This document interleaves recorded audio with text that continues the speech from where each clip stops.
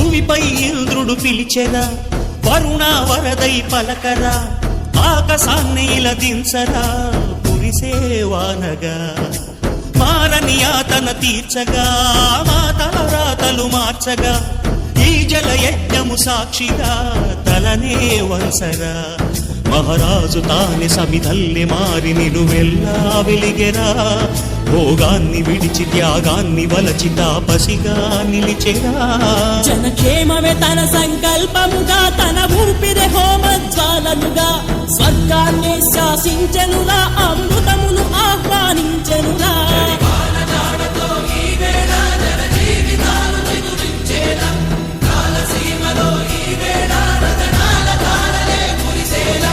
కల్లు కల్లు మని సిరిము వల్లే చినుకే చేరగా, చల్లు చల్లు మని పులకింతల్లు